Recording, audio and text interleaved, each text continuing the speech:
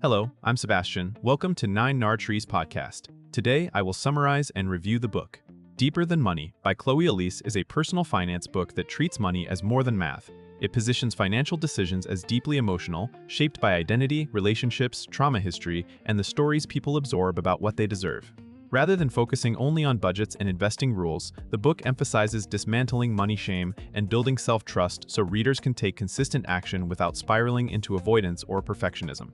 Elise draws from the modern wave of values-based financial coaching and money psychology, blending mindset work with practical systems designed for real life. The tone is candid and direct, aiming to make financial growth feel possible even for readers who have felt behind, confused, or judged. At its core, the book argues that sustainable wealth comes from clarity, emotional regulation, and aligned choices, not from hustling harder or following rigid templates that ignore lived experience. I will give you key takeaways from this book. Firstly, money shame and the stories that keep you stuck. A central theme is that money shame is not just a feeling, but a pattern that shapes behavior. The book explores how shame can show up as secrecy, avoidance, impulsive spending, under-earning, or refusal to look at numbers. Instead of framing these reactions as moral failure, it treats them as learned coping strategies that once served a purpose. Readers are guided to identify the narratives behind their habits, such as, "I am bad with money, people like me do not get ahead," or "wanting more is selfish." By naming the story, you gain room to challenge it. The approach also highlights how family dynamics, cultural expectations, and past financial mistakes can turn money into a trigger.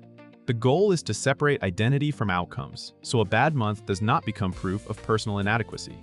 This topic sets the foundation for change by making it safer to engage with finances. When shame decreases, curiosity increases, and curiosity is what allows people to review spending, negotiate pay, and plan without self-sabotage. Secondly, self-trust as the real engine of financial consistency. The book emphasizes that confidence with money is built through repeated, reliable actions, not through willpower spikes. It argues that many people know what to do, but do not believe they will follow through, which leads to overcomplicated plans, constant restarting, or outsourcing decisions to gurus. Building self-trust means setting realistic commitments and keeping them, even when motivation drops. This can include small routines like weekly money check-ins, automating bills, or choosing a simple saving target. Over time, consistency rewires the relationship with money from fear to capability. The book also treats emotional regulation as part of personal finance, because dysregulation can drive panic decisions like selling investments too early or swinging between restriction and splurging. By creating systems that are gentle but firm, readers can reduce decision fatigue and stop relying on mood to steer spending. This topic reframes financial growth as a practice, similar to health or skill building, where progress comes from sustainable rhythms and repair after setbacks. Thirdly, values-based spending and boundaries that protect your life. Instead of prescribing one perfect budget, the book leans toward aligning spending with personal values. The idea is to decide what matters most, then spend boldly there while cutting what does not support the life you want. This reduces resentment and the cycle of deprivation followed by rebellion. Values-based planning also helps with common pressure points such as social spending, family requests, and lifestyle comparison. The book encourages readers to define boundaries in advance, including how to respond to invitations, lending requests, or shared expenses. Boundaries are presented as a form of self-respect, not selfishness.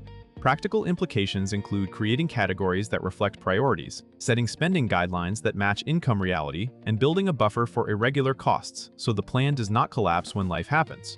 This topic is especially useful for readers who have tried strict budgets and felt like they failed, because it treats budgeting as a tool for freedom and intention rather than a punishment for not being disciplined enough. Fourthly, building wealth with simple systems, not financial perfectionism. Another key focus is reducing the overwhelm that keeps people from investing, saving, or paying down debt. The book promotes simplicity and automation as antidotes to perfectionism. Rather than waiting to understand everything before acting, readers are encouraged to choose a basic plan they can implement and refine later. This might involve prioritizing emergency savings, tackling high-interest debt, and using straightforward investing approaches that suit long-term goals. The messaging pushes back on the idea that you must optimize every decision to build wealth. Small, consistent contributions, made over time, can matter more than constant tweaking. The book also acknowledges that wealth building is affected by structural realities, like income level, access, and caregiving responsibilities, so it aims to be practical rather than preachy. The emphasis is on designing systems that run in the background, such as automatic transfers and bill pay, freeing mental energy for living. This topic helps readers move from reactive money management to proactive planning with fewer moving parts. Lastly, identity, relationships, and the confidence to ask for more. Money is rarely a solo issue, and the book highlights how relationships shape financial choices. It discusses how communication patterns, people-pleasing, and fear of conflict can lead to overspending, undercharging, or avoiding necessary conversations about shared expenses. A related emphasis is identity-based growth, where a reader practices becoming the kind of person who negotiates, sets prices, talks about money, and makes long-range plans. Confidence is framed as a skill built through repetition, not a personality trait you either have or lack. This topic connects inner work to external outcomes, such as advocating for a raise, setting boundaries with friends or family, or making aligned career moves. It also addresses the tension between wanting security and wanting freedom, encouraging readers to articulate what wealth means to them personally. By integrating mindset, communication, and strategy, the book positions financial empowerment as something that improves relationships and self-respect, not just net worth.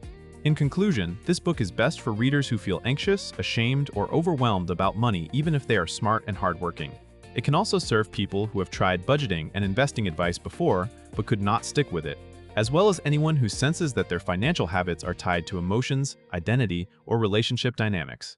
The benefit is that it aims to make money management emotionally safer, so you can look at numbers without spiraling, make a plan without perfectionism, and recover quickly when you slip. By connecting values, self-trust, and practical systems, the book supports changes that last longer than a short-lived motivation burst. Compared to similar personal finance titles that focus mainly on tactics, this one stands out by centering shame resilience and confidence building as the foundation for wealth.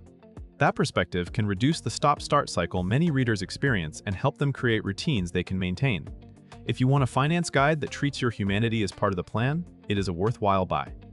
If you would like to support Chloe Elise, you can buy the book through the Amazon link I've provided in the podcast description. After reading the book, please let me know what you think and share your thoughts. See you around.